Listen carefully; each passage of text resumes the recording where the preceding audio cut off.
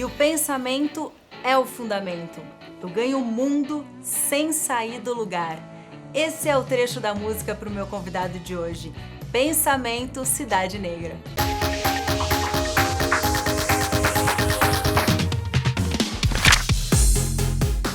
Olha, eu vou aproveitar a liberdade que a internet nos dá e não vou me apegar muito ao tempo da entrevista, porque falar de filosofia eu acho que é falar de todos os aspectos da vida. E ninguém melhor do que ele que fala com leveza, com bom humor e fala daquele jeito cantadinho, Mário Sérgio Cortella. Pois é, você sabe que muita gente pergunta de onde vem esse cantar, porque ele se assemelha um pouco a uma fala gaúcha, que eu não sou paranaense. E a minha região do Paraná, eu sou caipira de Londrina, sou o que se chama de pé vermelho, que é o nome que nós damos a nós, caipiras, por causa da cor da terra. E esse modo de falar, ele veio muito mais por causa de rádio e televisão, esse modo mais cantado, em que a gente alonga, né, os fonemas e alonga um pouco as sílabas finais, né? de maneira que pareça, acabou ficando uma certa característica. Outro dia, eu via a mim mesmo retomando, né, num baú aí, né, as coisas minhas de 30 anos atrás, na fala, e não era ainda desse modo. E hoje acabou virando um pouco, algo que quase parece uma identidade. A pessoa diz assim, eu conheço, você é aquele professor de filosofia que fala cantado. Eu acho gostoso. Com certeza é uma identidade, mas exatamente. Isso é muito bom, legal, Sim, né? é bom, né? Primeiro ser identificado como professor de filosofia.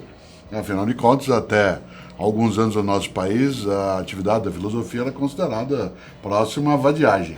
Né? A ideia de vagabundagem não era incomum que alguém sempre se espantasse quando alguém se dedicava, homem ou mulher, a esse tipo de atividade. Hoje não.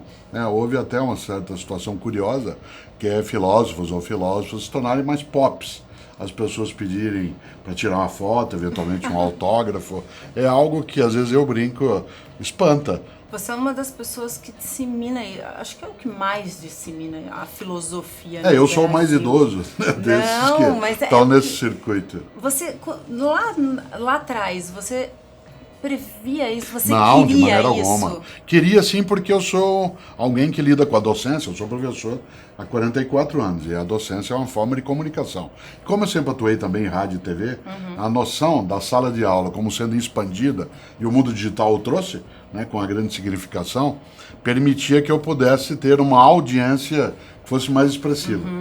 Essa audiência mais expressiva, ela se deu, né, quando o mundo digital veio à tona, mas eu não imaginava, há 40 anos, por exemplo, né, que isso seria um dia possível ou viável, ao contrário.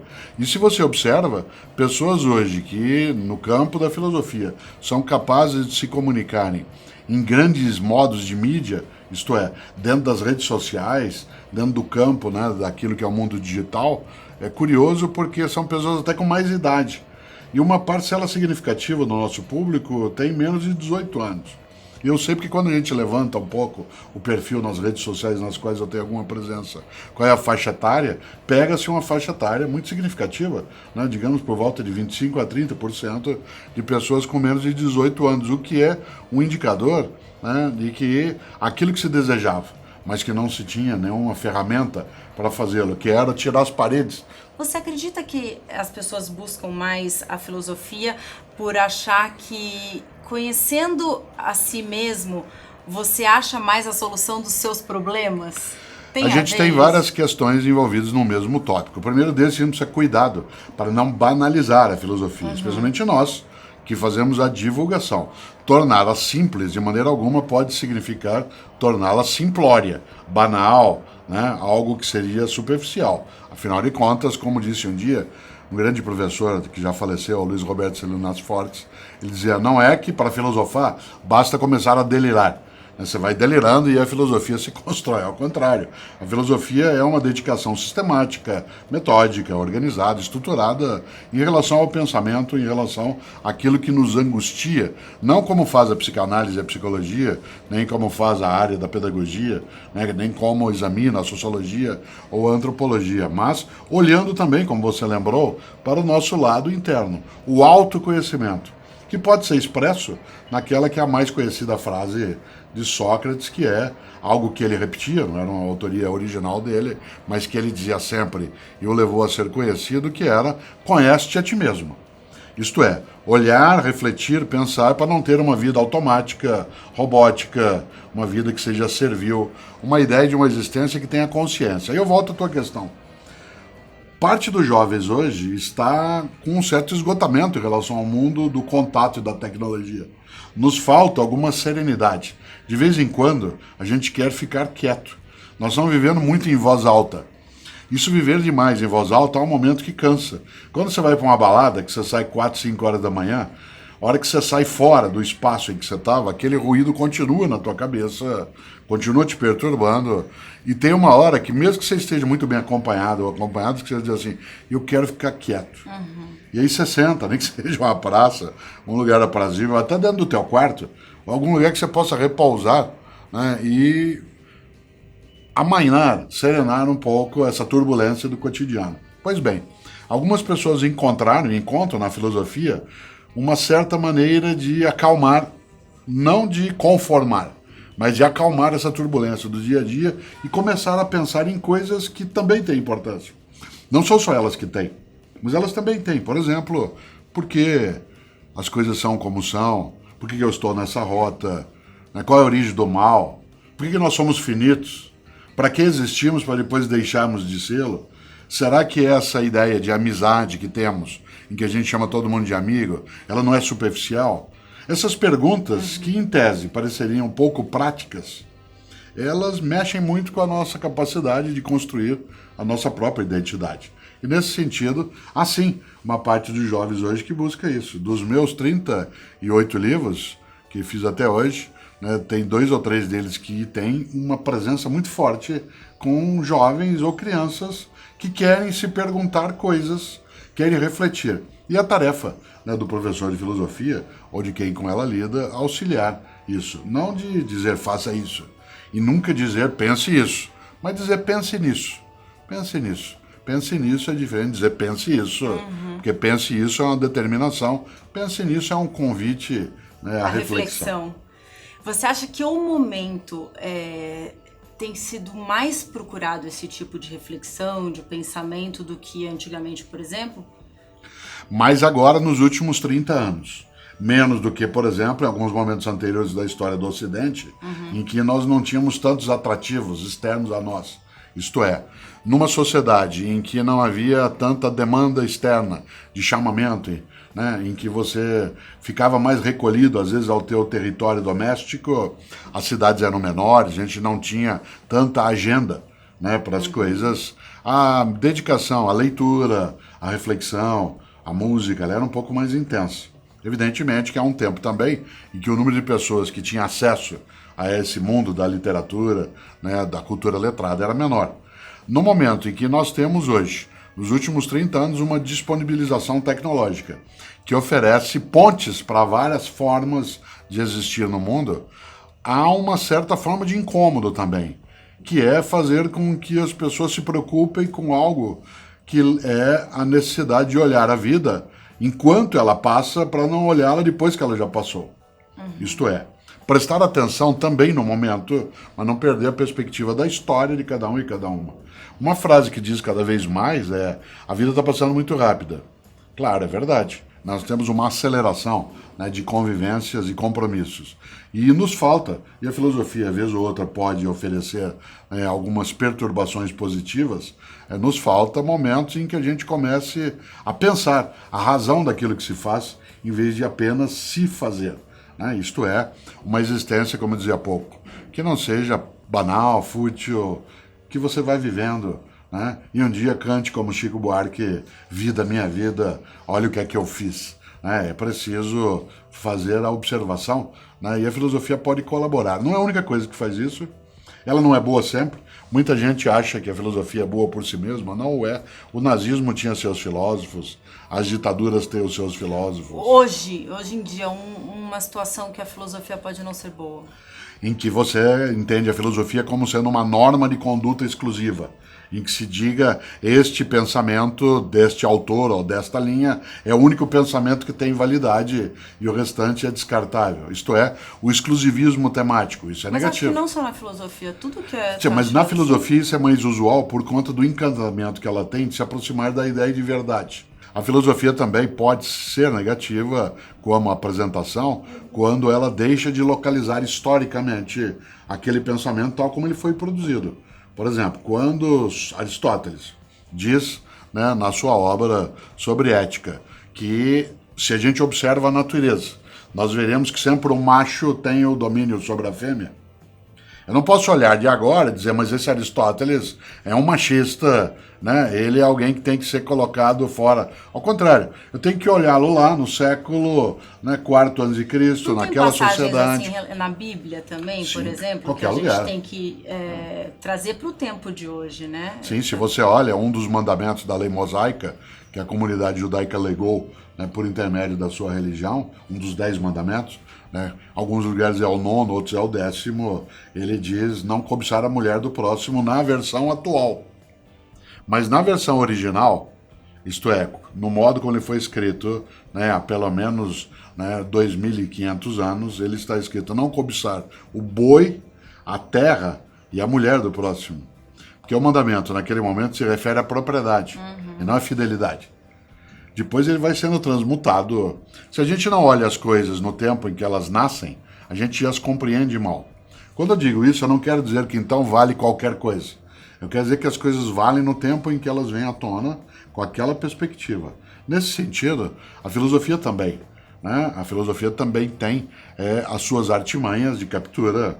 Ela é extremamente sedutora em várias situações e eu posso usar a reflexão filosófica para auxiliar a liberdade de pensamento de alguém ou para aprisioná-la. Eu posso conduzi-la de maneira que ela pense, né, na minha direção, inclusive porque quem é da área de filosofia é, às vezes, treinado, né, para a utilização de raciocínios que são um pouco mais rápidos, ou até que a gente chama de silogísticos, né, que levam a engano. Por exemplo, viro eu para você e diz assim, todo londrinense é mentiroso, e eu sou londrinense. Isso é verdade ou não? Se é verdade que todo londrinense é mentiroso, eu estou dizendo uma mentira. Portanto, os londrinenses não somos mentirosos. E se nós não somos mentirosos, dizer que todo londrinense é mentiroso é uma verdade. Né? E se é uma verdade, então esse tipo de dilema ou trilema que se coloca, ele é fácil de você iludir pessoas. Isso que eu brinquei agora é uma frase antiga da filosofia, não se fala de Londrina, se falava de Creta. Né? Todo cretense é mentiroso. Ou você induz as pessoas, nosso raciocínio no Ocidente, ele se dá, né, de modo em que a gente compõe, né, isso no nosso desenvolvimento, inclusive do ponto de vista mental, se compõe de blocos em que você vai organizando, né, por sentenças. Por exemplo, nós trabalhamos muito com exclusão. Pergunto eu para você, ou chove ou não chove? Digo eu a segunda frase, não chove. Logo, o que você conclui? Chove.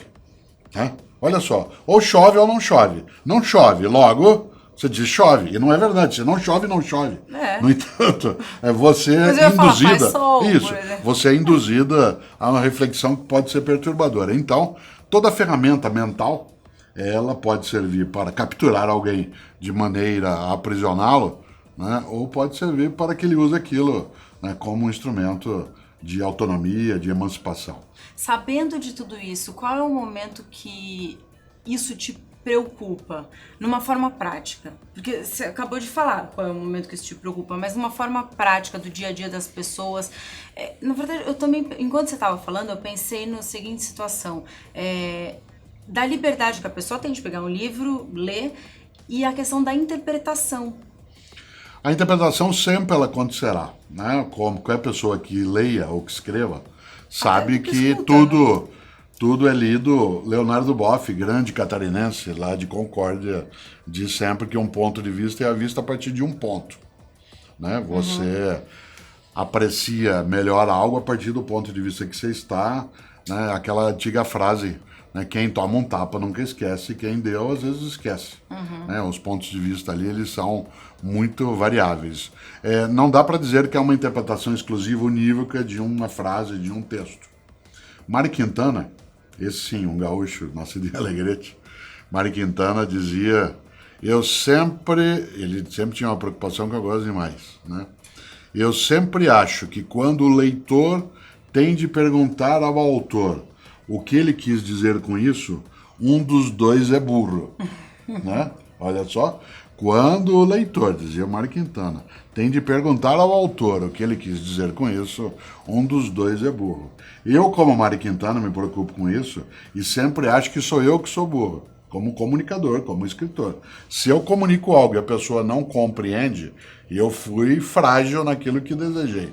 Por outro lado, eu não posso fazer com que alguém tenha nitidez daquilo que escrevi, porque ela vai ler aquilo a partir daquilo que entendeu. Não existe, por exemplo, um texto indecifrável, indifícil. O que existe é a ausência de repertório para entendê-lo. Exemplo, você lembra na escola, um texto que no primeiro mês de aula era dificílimo, no último mês já não o era. O texto não mudou, mudou o repertório de quem lê. Né? Nesse sentido, nunca nós teremos a condição, né, de impedir que as pessoas tenham a sua interpretação. Ela o fará. Mas isso te preocupa? Não, porque o que a gente precisa fazer é aproximar as interpretações e não excluí-las. Uma das belezas do mundo, né, é que ele não é monótono. A monotonia vem, monotonia, quando você está no mesmo tom. Né? Nós temos uma polifonia nas coisas. Não me preocupa. Eu acho que você pode interpretar de um modo e eu de outro, e a gente tenta uma ponte de aproximação. Isso oferece riqueza. O que eu não posso é dinamitar essa ponte e nem querer que a tua interpretação nunca tenha validade. Tem que entender que a noção de diálogo pressupõe também que eu abdique de coisas que eu tinha no ponto de partida e possa ganhar no ponto de chegada. Alguém que no diálogo quer partir de um lugar e chegar a ele mesmo, não está dialogando. O diálogo pressupõe uma capacidade recíproca. E nessa hora, ainda bem que você e eu não pensamos do mesmo modo. Isso aumenta a nossa possibilidade, né, de criar, né, de inventar, de crescer, de fazer o diverso. Né? Uma das grandes falhas que a ciência detectou, por exemplo, em relação à clonagem, que foi um tema muito forte, né? Há 25 anos se falava demais em clonagem. Isso perdeu um pouco de fôlego por conta até, né, da dificuldade da ciência nessa direção. Mas a clonagem, ela tinha um defeito muito forte, ela era repetitiva. Ela conseguia fazer com que você pudesse criar um outro ser idêntico a um ser. Mas o grande problema era ser idêntico. Porque uma das coisas boas do desenvolvimento é que você vai mudando, alterando aquilo que existia. E nem sempre você carrega o que era danoso. Você pode descartar e carregar uma coisa que seja agora melhor, uma vantagem competitiva para pensar em termos de evolução biológica. Ora, no campo do pensamento a mesma coisa vale. Uma das coisas boas é que você não entrevista as mesmas pessoas dos mesmos temas sobre os mesmos assuntos o tempo todo. Isso aumenta. Um jardim é bonito porque ele é múltiplo. Se quando é só um tipo de planta é belo no primeiro impacto, depois é monótono. O mesmo vale para o pensamento.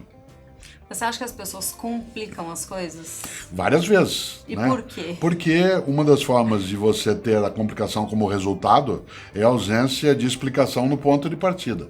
Né? Até há uma brincadeira aí que eu gosto de lembrar, né? Eu gosto muito de etimologia, que é de origem das palavras. Você usa uma expressão que é complicar e eu falei em explicar. Né? Plicar ou plicare, né, no indo-europeu, naquele que depois gerou o latim, o grego, significa dobrar, né? Dobra. Por exemplo, quando você tem duas dobras, chama duplex ou duplicado. Quando eu dobro de novo, eu complico. Né? Quando eu dobro para dentro, eu implico. Né? Quando eu dobro de novo, eu replico. Olha que coisa curiosa. Mas tem uma outra coisa. Quando eu desdobro, eu explico. Ex de tirar para fora. Ora, você complica quando você não é capaz de explicar. Quando você é capaz de desdobrar, de aquilo ficar nítido, você não tem necessidade de deixar aquilo travado, complicado. E nós complicamos, sim. Mas a complicação resulta da ausência de uma explicação para si, feita por si mesmo ou por si mesmo, ouvindo de outra pessoa. Né? Nós somos seres complexos.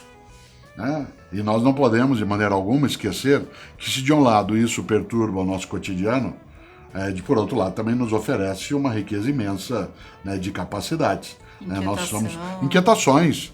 Nós somos capazes de criar porque a gente tem uma inquietude em relação às coisas. Né? A gente acha que dá para fazer de outro modo. Né, que há outras paisagens. Nós somos muito inquietos em relação a isso. Por exemplo, você pega um período de parada, de férias, de feriado, quem mora na montanha quer ir para a praia, quem mora na praia quer ir para a montanha, quem está na cidade quer ir para o campo, quem está no campo quer vir para a cidade.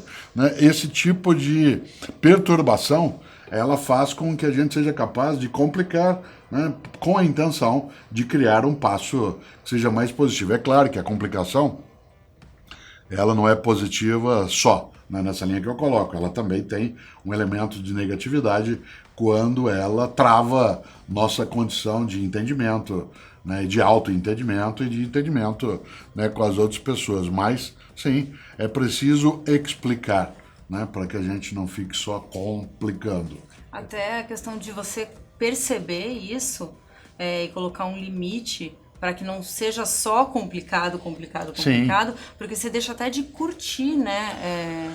Sim, você deixa de aproveitar, Esse de exemplo fruir. mesmo que você deu me fez pensar em algumas coisas no sentido de a gente não tá nunca satisfeito, também é um problema, né? Tem que ver quando que você olha também para o que está acontecendo e se satisfaz com aquilo também, né? Então, você sabe que eu uso muito o conceito que é insatisfação positiva. Existe uma insatisfação positiva que é quando você quer mais e melhor. Assim como há uma insatisfação negativa, que é a da chateação, do resmungo, da tristeza. Mas há uma insatisfação positiva. Todas as vezes que você está completamente satisfeito, você relaxa, distrai, acomoda, né, dorme, cochila. Né? Nesse sentido, a insatisfação positiva é aquela que ela te move para mais e melhor. Não é aquela que te coloca na situação de resmungo, né, em que você apenas o tempo todo reclama e diz as coisas não funcionam, nada dá, né, ninguém gosta de mim, ninguém me ama, né, ninguém me quer, etc. Toda uma lógica que é sempre de murmuração, de resmungo. Mas, sim, a insatisfação, quando ela tem uma marca de busca de crescimento, ela tem uma positividade que é bastante presente. O que ela não pode é essa insatisfação não ter um ponto de sossego, porque ela não oferece momentos de harmonia. Né? E você tem harmonia quando você tem a satisfação por um tempo, mas sabe que ela não será duradoura, e nem deve sê-lo. Toda satisfação muito duradoura, ela te deixa em estado, né, de dormência. E esse estado, ele é perigoso. Eu preciso me rever, reinventar. Não sou inédito, porque para eu ser inédito eu teria que ser como nunca fui. Mas eu não sou mais o mesmo. Né? Eu quero ser de outro modo. Uma das coisas que mais me chateia é se eu te encontrar, Maria, depois de 2 anos, você diz, nossa, Cortella, você não mudou nada. Isso é tão triste para mim, é sinal de que onde eu estava, né, nesses 2 anos que eu consegui viver, conviver, né, participar, recuar, e aí não mudei nada. Isso é sinal de que eu estava absolutamente aprisionado, em vez de ter raízes, ficando com âncoras. Né? Você sabe que esses dias a gente estava jogando conversa fora e veio o assunto de quando ficar rico, o que você vai mudar? Não vou mudar nada, não mudaria nada. Eu falei, gente, tem que mudar, né? E, aliás, ficando rico, ficando pobre, não ficando nada, ficando a mesma coisa que tá, tem que mudar, né? Sim, você não tem que mudar tudo. Você tem que mudar aquilo que é ultrapassado, aquilo que é inútil, aquilo que é ofensivo. Mas tem coisas que eu não quero mudar. Né? Por exemplo, nós gostamos, na família, com os filhos, os netos, né, com a Cláudia, com quem eu sou casado, gostamos de ficar nas situações. A gente tem um lugarzinho que a gente vai, às vezes, no final de semana, em que não tem televisão, não tem internet, não tem computador. Claro que eu não sou contra, nós estamos aqui numa reflexão que tem isso. O que tem lá? Uma mesa grande, que serve para a gente ficar em volta. E o que a gente faz à noite? Não tem TV. Será que eu sou contra a TV? Claro que não, eu faço atividade na TV. Sim. Mas lá não tem naquela situação. À noite a gente canta, brinca, joga truco, brinca de teatro de sombra com as crianças na parede, convive. Isso significa o quê? Que a gente vai fazer isso o tempo todo? De maneira alguma. Será que a gente vai deixar de fazer isso? Também não. Será que se eu tivesse todo o recurso possível, eu mudaria várias coisas? Uma delas, talvez, seria aumentar a frequência de eu fazer isso. Isto é, de não ter coisas, né, comigo. Né? Porque até essa condição, ela tem que ser construída, né, nessa outra direção. E para isso você tem que educar as novas gerações também. Nesse campo em que a gente acaba tendo uma vida, não de carência, mas que ela tem uma simplicidade maior. Né? Porque simplicidade não é carência, simplicidade é suficiência. Né? E nesse sentido, por exemplo, meus filhos com seus filhos, quando é a época do aniversário deles, de cada um dos meus netos, não há o pedido aos convidados para que eles levem presentes para as crianças, porque o que falta para uma criança de classe média, né? Ela tem os brinquedos, tem as coisas, tem até, eventualmente, até mais do que teria necessidade. O que é que se pede para as pessoas? E isso é combinado com as crianças. Que elas levem uma contribuição para a Associação Protetora de Animais da cidade. Né? Ou que elas ajudem com os grupos que cuidam de uma praça em tal lugar. E cada convidado leva algo que é uma contribuição para aquilo. Isso significa o quê? Que as crianças ficam chateadas porque elas não têm presentes? Não, ao contrário. Elas começam a entender que há vários modos de você se sentir bem, né, quando você é presenteado com algo, é brindado com algo. Agora, para isso, tem que aprender. Né? Se eu disser para você, olha, tem um aniversário do meu filho, não leva presente não. Põe dinheiro numa caixinha, que a gente vai usar isso para a Associação Protetora de Animais ou para um cuidado com gatos. A primeira reação seja, será que vai usar mesmo? Será que isso é verdade? Ou para que isso? Levar dinheiro? Mas vão olhar o quanto eu vou pôr? Então, há uma educação recíproca para que a gente mude alguns dos nossos modos de consumolatria, né, que são muito pesados no nosso cotidiano. Verdade. Eu quero te fazer uma pergunta que eu vou contextualizar. Primeiro, para a gente chegar no ponto que eu quero. Eu conversei recentemente com 2 youtubers, o Christian Figueiredo e o Rafael Moreira, e eu fiz uma pergunta para eles que, inclusive, eles falaram que anotaram que eles queriam muito que um dia alguém fizesse para eles, porque eles queriam responder, fiquei até feliz com isso, que foi, eu falei sobre a questão do novo modelo de emprego, de trabalho hoje, que bem recentemente a gente era educado assim, não, você vai ter uma profissão. Você vai ser médico, você vai ser dentista, você vai ser engenheiro. E hoje os jovens mesmos têm várias profissões já, muito cedo. E eu perguntei, no caso deles, que são youtubers, que o YouTube trouxe essa possibilidade de você ser várias coisas. E eles responderam que exatamente isso, que o YouTube trouxe uma ferramenta que eles podem ser, que mostra que eles podem ser aquilo que eles quiserem ser. E aí eu queria fazer uma analogia, uma comparação com aquela situação da Alice no País das Maravilhas, que você fala bastante, quando ela chega no caminho, que ela se depara com uma bifurcação, né, que são 2 possibilidades de caminho, e ela encontra o gatinho e ela pergunta, para que lado que eu devo ir, né? E o gatinho responde, mas aonde você quer chegar, né? Qual é o seu destino? Ela fala, não sei, eu tô perdida. E o gatinho responde, então, para quem tá perdido, qualquer caminho serve. Você acha que as pessoas estão mais pro lado do fazendo várias coisas porque estão nessa liberdade de poder ser aquilo que quer, ou porque estão perdidas como a Alice? Não, acho que há uma diferença entre você ter a possibilidade de ser flexível e a de ser volúvel. Uma pessoa flexível é aquela que é capaz de alterar a rota e ela pode alterar aquilo que está fazendo. Publio Ciro, né, que é um antigo pensador latino, dizia, um plano que não pode ser mudado não presta. Né? E nesse sentido, eu tenho sim uma rota para as coisas, você tem, mas eu posso alterá-la. O que a gente tem hoje é mais opção. Isto é, hoje os trilhos não são mais os únicos naquela mesma direção. Por exemplo, quando eu fui fazer filosofia há mais de 40 anos, você imagine, né? Meu pai era diretor de banco, quando perguntado que curso você vai fazer, diz filosofia. Isso tinha um impacto naquele momento, porque isso não seria parte daquilo que você imaginaria. Mas eu não tinha tantas outras escolhas. Hoje não há uma coincidência mais direta entre graduação e carreira. Eu posso ter uma graduação ou não tê-la e seguir carreira num ponto, mas vamos voltar um pedaço. Embora a gente tenha essa possibilidade múltipla, não dá para todos terem a mesma possibilidade no múltiplo. Isto é, não dá para todo mundo ser youtuber, senão não haverá por que sê-lo. Certo. Certo? Embora ser um youtuber hoje, eu, por exemplo, tenho um canal no YouTube, tenho no Instagram, tenho coisas no Face, tá nas redes, tem essas atividades. Mas não dá para todos fazerem porque, né, se todos estiverem nessa única direção, nenhum de nós será necessário. Né? Existe uma coisa nesse campo, que é imaginar que isso será talvez um movimento passageiro. Em relação não a isso da profusão de possibilidades, né, mas da possibilidade das pessoas fazerem aquilo que outros estão fazendo. Isto é, há uma certa repetibilidade também nisso. Né? Não, o que eu quero fazer hoje? Eu quero ser youtuber. E você? Eu também. Né? Mas você acha que essa possibilidade deixou um pouco algumas pessoas perdidas? Ela deixa várias, porque ela acaba oferecendo, né, algo que a gente não tinha antes. Você tem mais escolhas hoje. Por que você tem mais escolhas? E mais acesso, né? Eu vou dar um exemplo que não tem a ver com a tua idade, nem de muita gente que nos assistirá, e tem a ver com os outros, com gente que nos vê agora nesse diálogo. Até há 40 anos, você ia a um restaurante hoje, almoçar, você tinha o prato do dia.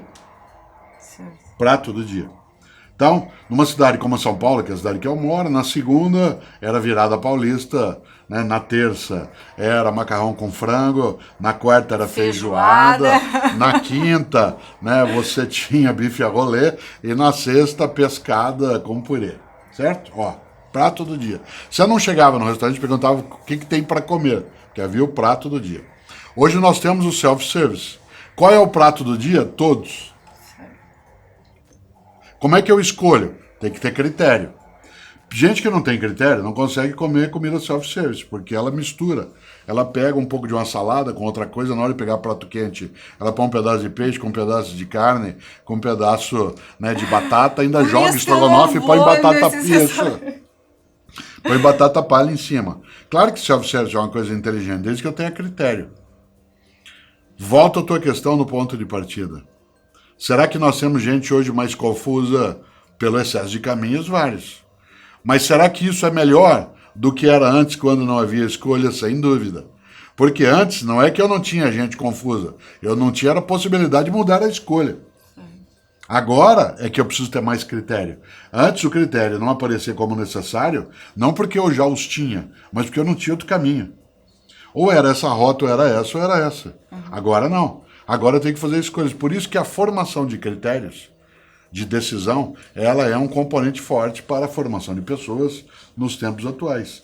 A conversa, né, do Lewis Carroll lá no Alice no País das Maravilhas, ela ganha muita atualidade quando se imagina que tantos são os caminhos que é preciso ter a nitidez do para onde você quer seguir, onde você quer chegar. E essa pergunta tem que ser feita e a filosofia ajuda a fazê-la. Não é a única que faz isso, mas a filosofia ajuda bastante, porque a filosofia lida mais com os porquês do que com os comos. Interessa mais a filosofia entender por que as coisas são nessa direção do que de fato, né, aquilo que elas são de fato. Não é à toa, eu tenho um livro chamado Por que Fazemos o que Fazemos? Por que fazemos o que fazemos? Porque aí a questão é não ficar o tempo todo pensando por que se faz o que se faz em vez de fazer. Mas não deixar de pensar por que se faz o que se faz em vez de apenas ficar fazendo. Nada de ser um servo daquilo que não conhece, né? E a palavra servo, né, em alguns idiomas, entre eles aquele que está no miolo da Europa, é robota, né? Portanto, não seja um robô, né, daquilo que está à nossa volta em relação. Tenha autoconhecimento, lembre-se do Sócrates, conheça a ti mesmo e acima de qualquer coisa seja capaz de lembrar de algo que é importante, que é a marca da independência do pensamento, e lembrar algo que é estupendo, né? Como eu, não existe mais ninguém, mas não sou só eu que sou. Há outros, eu sou único, mas não sou exclusivo. Não há ninguém no universo como eu, mas eu não estou sozinho no universo. Por isso, o lado mais forte é pensar nessa possibilidade de fazer as pontes da vida e, entre elas, entender o mundo da tecnologia como sendo um mundo cuja prioridade terá de ser a aproximação e não a exclusão.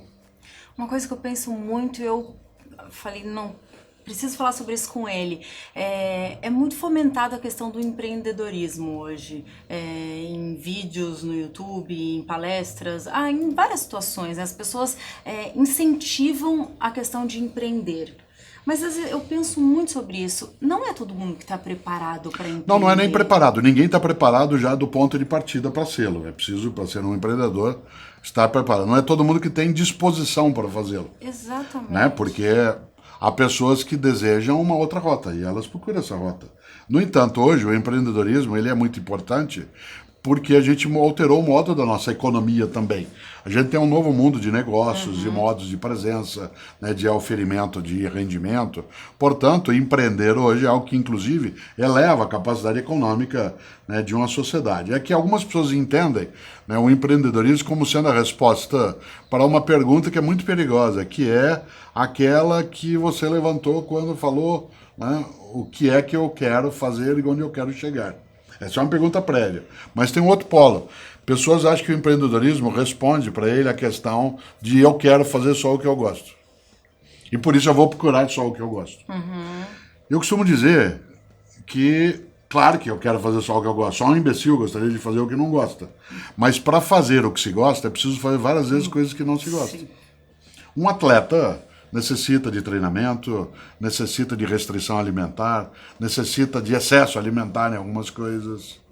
Uma pessoa que escreve, como é também o meu caso, é claro que é gostoso escrever, eu gosto de fazê-lo, mas ter de fazê-lo, refazê-lo, reinventá-lo, voltar, rever, deixar de lado. Cozinhar é uma delícia, é uma das coisas que eu mais aprecio, mas eu não tenho que fazê-lo por obrigação. Mas lavar louça não é uma coisa que eu tenha tanta reflexão afetiva. Há pessoas que gostam de dizer, olha, adoro lavar uma louça, ótimo. Né? Então, nessa hora, empreender como resposta a uma angústia, né, de imaginar que eu vou fazer só o que eu gosto, não é um bom caminho. Empreender porque você quer criar, você quer elevar, você quer ter autonomia naquilo que faz. Isso, sem dúvida, é um bom passo. Mas é preciso preparar-se, inclusive, para aquilo que é a mudança de rota, porque se todos querem empreender numa direção que é aquela que oferece sucesso nesse momento, ela em breve, se a gente olhar o mercado, ela deixará, né, de oferecer sucesso. Né? Uma das coisas que a economia coloca é o valor pela raridade, né, e não pela presença massiva. Né? À medida que você tem uma presença massiva, ela vai perdendo valor, se torna banal. Então é empreender naquilo que é o novo, e não naquilo que é mera novidade. O que você acha das redes sociais, que antes postava muito a questão do tudo perfeito e hoje tem surgido a questão de postar bem o contrário, exatamente as imperfeições? São duas possibilidades que a gente aprende, né? Não pode nem ser teratológico, isto é, monstruoso, ficar o tempo todo expondo só o que é negativo, o que é horroroso, e também não pode fingir um paraíso inexistente. Dependerá do que ela tem, né? Dependendo da tua rede social, aquilo que você procura. Eu, por exemplo, né, na minha página ali no Instagram Cortella Oficial, eu não vou ficar colocando uma cicatriz do joelho que eu operei faz alguns meses. Mas eu coloco também o lugar onde eu estou visitando, a beleza de uma situação. Por que eu não coloco a marca de uma cicatriz? Porque eu não quero. É minha página, eu faço o que eu acho mais adequado. Ah, mas aí você está forjando a realidade. Não, é a minha escolha. O que não se pode é viver na ilusão, naquilo que é a quimera, de se supor que você só tem aquilo que é belo. Porque não o é. Agora, essa exposição exagerada do negativo, ela é muito mais uma expiação de culpa, né? Muito mais uma forma, talvez quase psiquiátrica, né, de relação do que, de fato, uma nova tendência. Né? Há pessoas que, mais do que teratológicas, elas são escatológicas, elas querem ir direto, né, para aquilo que é a exposição que choca. Gente que gosta muito de chocar. Tem alguma coisa estranha nesse tipo de obsessão. Porque eu andei me fazendo algumas perguntas quando começou isso, porque é recente, antes era tudo só muito, muito bonito. E criticavam muito essa questão do muito bonito. Começou a falar, tipo, só postam coisas, a vida perfeita e tudo mais. Eu já me perguntava isso porque eu pensava, as pessoas postam quando vai viajar e tá numa viagem gostosa, quando tá com seus amigos, quando tá comendo uma comida diferente. Por que postaria que tá na fila do banco? Por que postaria que tá numa situação chata? Porque quebra a rotina. Quando a rotina é só a exposição da beleza e todos podem expor, não chama mais atenção. Nas primeiras vezes que você recebeu, por exemplo, imagens que alguém te mandou do que ela estava comendo, do paisagem que ela estava, você até prestou mais atenção. Mas houve um momento que todo mundo começou a mandar isso com uma frequência tamanha, você já não notava mais, você era capaz até de dar um like sem olhar. Certo? Como é que eu chamo a atenção de alguém? Fazendo o oposto. Fazendo uma coisa que seja diferente. Aí, nesse sentido, passou a ser mais atraente para alguns pessoas que têm necessidade, né, de serem notadas elas serão notadas por aquilo que não se aproxima, né, do óbvio. Mas e aí aí ela começou sai a falar disso. sobre passar a verdade. Aí eu fico me perguntando, será que isso é passar a verdade? Não, Você eu acho dá que esse é um modo ênfase muito pra uma superficial, coisa né, da que- ideia de verdade. Né? Ninguém se mostra de fato. Né? Aliás, ela se mostra também naquilo que esconde. Né? E nesse sentido, há uma certa, como eu dizia, uma certa obsessão, né, de imaginar que a gente tem que ser transparente, né, o tempo todo. E não tem que ser. Existe a privacidade, existe o sigilo, existe a intimidade. Essa exposição contínua de si mesmo, ela é muito negativa, porque ela acaba desnudando de maneira superficial. Né? A pessoa não se mostra de fato naquilo que ela se coloca de maneira contínua. E quando você falava, né, dessas plataformas de mostrar a si mesmo, de ser notado, a primeira delas, há 30 anos, passou a ser de uma forma mais intensa o corpo. Quando as redes sociais ainda não tinham essa presença, há 30 anos, a maneira de se ser notado em meio à multidão era o corpo por meio da tatuagem. A tatuagem foi a primeira plataforma em que você se destacava. E aí você fez tatuagem, o outro fez, aí você fez mais uma. Porque ter uma, o outro também tinha. Aí você fez a segunda, a terceira, a quarta, e de repente você tem uma pessoa que é tatuada de ponta a ponta e ela se torna invisível. À medida mesmo em que é que nem mural de escola, um mural vazio e um mural lotado, ele é invisível do mesmo modo, você não presta atenção, né, em nenhum dos dois. Hoje, a tatuagem, por exemplo, que para alguns é uma escolha, para outros acabou sendo uma condução para poder dizer, olha eu aqui. A cor do cabelo, a colocação do brinco, a colocação, por exemplo, da argola no nariz, são modos de se destacar. Há várias maneiras de fazê-lo. Hoje, no mundo das redes sociais, algumas pessoas escolheram aquilo que saiu da lógica, né? Que era a lógica anterior. E agora você tem uma hiperexposição do que é negativo, do que é o defeito, né? Do que é o desviado. Mas isso é moda, né? Uma das coisas gostosas de lidar com filosofia é que a gente lida com história, não só com o cotidiano. Isso não nos deixa melhores, a quem lida com filosofia, mas nos dá uma certa vantagem para a observação. Eu não lido só com o que está acontecendo em 2018. Eu também tenho um olhar a partir daquilo que aconteceu, né, nos últimos 3.000 anos. Faz parte da minha atividade fazer isso. Por isso, eu não me encanto tanto com a novidade. Eu gosto mais daquilo que é novo. Por exemplo, o pensamento de Platão é novo, não é novidade. Ele mantém vida. A música de Mozart, a obra de Oswald de Andrade, ela é nova, ela não é novidade. Diz como ela é nova. Ela tem mais de um século, sim, mas ela continua viva. Novo é diferente de novidade. E hoje se vive muito um mundo marcado pela mera novidade. Nas coisas que você faz, você busca o novo? Claro, o tempo todo. E como você faz isso? Eu faço tentando manter a vitalidade daquilo que faço. Às vezes eu não consigo, em alguns momentos eu sou repetitivo e aí fica, né, num campo que é mera redundância. Mas a melhor maneira de fazer é você conseguir separar daquilo que produz o que é que você está edificando, que vai ter permanência e persistência, como afeto, como obra, como relação, né, como projeto, daquilo que vai ser uma mera apresentação para ser degustada pelas pessoas naquele instante. Portanto, esse instantâneo. Esse é o modo de fazê-lo, na dedicação da atividade. É interessante, porque na minha atividade tem uma coisa que se assemelha, eu também sou palestrante, se assemelha com o que fazem alguns músicos. Várias vezes eu chego para uma palestra e a pessoa que me convidou, ela diz, olha, eu quero que você faça aquela palestra. Diz, mas eu tenho coisa nova, mas eu quero aquela palestra. Tal como às vezes a gente vai a alguns shows, e a gente quer que a banda ou o músico ele cante aquilo. E quando ele quer apresentar coisas do novo álbum, a gente até fica meio de lado. É preciso resistir a essa sedução, né, de não trazer aquilo que é novo para ficar só no campo daquilo que já estava, né, consagrado, estruturado. Né? E o mesmo vale, né, do outro lado, não ficar só na mera novidade, porque ela evanece, ela passa e escapa. Eu entendi. Então, quando a pessoa pede para você fazer aquela palestra, isso significa que você criou algo novo, que é algo que vai perdurar. Que está tendo permanência. A gente precisa fazer uma distinção entre antigo e velho. Tem coisas que são antigas e tem coisas que são velhas. Né? Antigo é aquilo que foi criado há muito tempo e continua valendo. Velho é aquilo que não vale mais. Por exemplo, um museu, ao contrário do que pensam os tolos, não é um lugar para coisa velha. Lugar para coisa velha é lixo ou reciclagem. O museu é lugar para coisa antiga. O antigo tem valor. E ele mantém a vitalidade, ele mantém a importância. Por isso, eu quero na vida fazer coisas que fiquem antigas, não quero fazer coisas que fiquem velhas. Toda vez que eu noto em mim velhitudes, né, eu quero deixá-las de lado.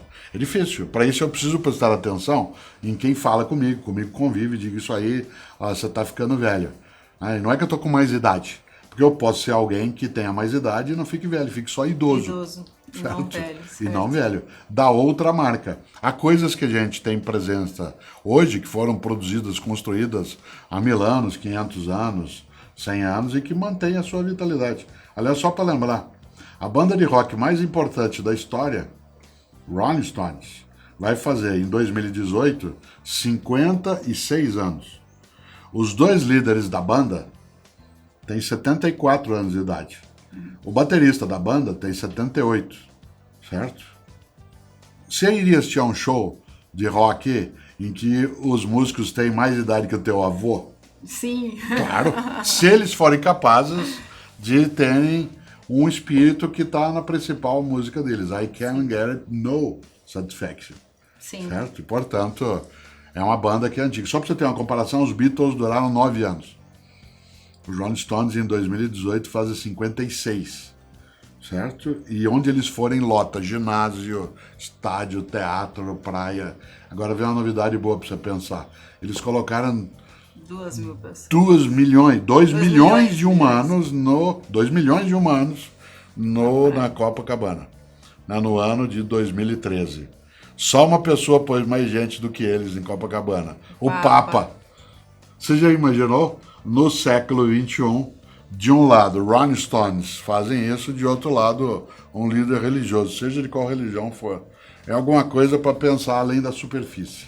Tem alguma coisa na sua vida que você ainda não conquistou porque já tentou e não conseguiu? Uma coisa que eu não conquistei, eu não tentei e não consegui. Eu não tentei porque não deu para tentar por completo, né, que é a eternidade. Né? Eu não sou imortal, mas eu quero ser eterno. Né? Imortal eu não sou. Né? Eu teria uma finitude, mas eu quero eternidade. A eternidade Tem a ver vem... com o que a gente estava falando? Exatamente. A eternidade vem da minha capacidade de ficar na memória boa das pessoas. Há pessoas que são afamadas e há pessoas que são difamadas. Há pessoas que estão na nossa memória, na história da comunidade, da família, de uma nação, de modo negativo. Elas não deveriam ter existido se a gente pudesse evitar. A mãe delas não deveria tê-las tido. E há outras pessoas que a gente acha que elas deveriam ter continuado conosco. Quando me for, eu quero que as pessoas digam, poxa, deveria ter continuado. E quando alguém é capaz, né, de dizer isso, e várias pessoas o fazem, é sinal de que imortal não sendo, eu sei que a eternidade fica ali. Não é um projeto assim tão expressivo, é só garantir a eternidade. Muito bom. Você fala que as pessoas têm que ter um plano B. Que às vezes a gente tem que aprender a fazer igual os aplicativos, a recalcular a rota. Eu sempre pensei diferente de você, só que eu sempre pensei como os aplicativos, que a gente tem que recalcular a rota, que é arrumar um novo plano para chegar no mesmo caminho. Ou seja, eu mantenho o meu plano A, só que eu acho um novo formato de claro, é chegar. uma possibilidade. Esse é um outro modo de olhar. Né? Depende, às vezes eu quero mudar de lugar onde eu quero chegar também. Porque às vezes aquele lugar que eu quero chegar e que eu estava colocando meu esforço, ele não vale o esforço. Isso vale quando você está, por exemplo, num casamento, numa relação de trabalho, num projeto em que eu coloquei todo o meu esforço, aquilo não está funcionando, eu vou num plano B para chegar ao mesmo lugar. Não, tem hora que eu não quero mais chegar naquele lugar. Né? E aí eu vou mudar de plano mesmo, né? E não apenas de modo de chegar naquele lugar. Portanto, nessa hora, eu desligo o aplicativo e uso a minha cabeça. Aí você decide porque Exatamente. Você não quer mais aquele Sempre. destino. Mas enquanto aquele destino te parecer... Quando ele for o meu destino, eu vou em busca dele de vários modos. Independente dos obstáculos. Claro. Ah, sim. A ideia de persistência é bastante forte. Você imaginar que persistência não é tacanhez mental. Eu persisto numa rota enquanto ela tiver resultado. Se ela deixa de tê-lo, diz, não, eu vou do mesmo jeito. Parece um pouco... Um dia eu estava numa reunião com analistas franceses e eles falavam sobre mobilidade urbana e eles faziam uma avaliação sobre nós brasileiros que é muito curiosa. Eles diziam, o brasileiro, ele talvez seja um dos únicos motoristas do mundo que ele bate certo. O que é bater certo? É assim, se eu tô certo, eu bato. Eu não uso direção defensiva. Se eu tô vindo aqui é o meu lugar e o outro vem, em vez de eu desviar, eu continuo. Porque se eu tô certo, então eu bato. Eles falavam sobre a dificuldade de lidar com a noção de defensiva, né? Bate certo. Ora, há pessoas que mesmo que elas tenham necessidade de desviar daquele objetivo, ela diz, não, mas se eu assim pensei, é até lá que eu vou. Ora, isso muitas vezes é tolo, né? Isso não é sinal de determinação, pode ser sinal de redução mental, né? Quando você acha que você não precisa mais chegar naquele lugar, porque aquilo não compensa o esforço que você está fazendo, para que fazê-lo? Né? Vale o mesmo para na vida não bater certo. Certo. A gente sempre finaliza com um trecho de uma música que faz sentido para você na sua vida, que você goste. Eu gosto demais do Eu Te Amo, do Chico Buarque, especialmente quando ele e Tom Jobim escrevem a ideia de que se na desordem da armário embutido, meu paletó enlaça o teu vestido e meu sapato ainda pisa no teu, isso é de uma marca afetiva estupenda. Mas o mais forte é a própria ideia de desprendimento que a música carrega quando eles cantam rompi com o mundo, queimei meus navios. Há momentos na vida que você tem que queimar teus navios. Porque é quando você sabe que é ali que você vai ter que fazer as suas coisas. Porque se você tiver com teus navios à disposição, você pode ter o risco de correr até eles e escapar daquilo que é a tua forma de desejo, a tua forma de convicção. Por isso, se já perdemos a noção da hora, se juntos já jogamos tudo fora, me conta agora como hei de partir. Isso é algo que marca uma das belezas mais magníficas. E como dizia o Tom Jobim, no Brasil o sucesso é uma ofensa. Então a gente precisa ver se a gente tem clareza do que é que significa admiração, né, por alguém. Como eu admiro Chico Buarque e o Tom Jobim por aquilo que às vezes poderia ser mera inveja. Mas eu tenho admiração. Obrigada. Muito obrigada, viu? Grato.